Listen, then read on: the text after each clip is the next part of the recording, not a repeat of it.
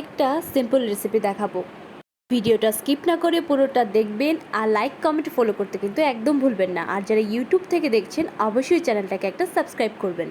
এটা হলো পুঁই শাকের ডাঁটা, জিরে সম্বার দিয়ে সামান্য হলুদ, লবণ, তারপরে সামান্য একটু জল দিয়ে এটাকে সেদ্ধ করে নিতে হবে।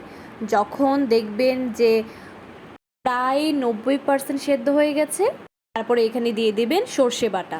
এখানে সর্ষে বাটার সাথে পেঁয়াজ আর কাঁচা মরিচও ছিল, আর ছিল স্বাদ মতো লবণ। আপনারা কারা কারা এটা এভাবে করে খান সেটা কিন্তু কমেন্ট করে জানাতে একদম ভুলবেন না। এবার সর্ষেটার সাথে ডাঁটাটাকে সুন্দর করে একদম মিক্সড করতে হবে। গরম ভাতের সাথে কিন্তু এটা দারুণ মজা হয়। এবার 10 মিনিট মতো কষিয়ে বা ভাজা ভাজা করে নিলে এই রান্নাটা একদম তৈরি হয়ে যাবে। কার কার এই খাবারটা পছন্দ সেটা কিন্তু কমেন্ট করে জানাবেন। আর আমার পেজটা একবার ভিজিট করে আসবেন, আমি ওখানে আরও অনেক অনেক মজার খাবারের ভিডিও শেয়ার করেছি, আপনাদের অবশ্যই ভালো লাগবে।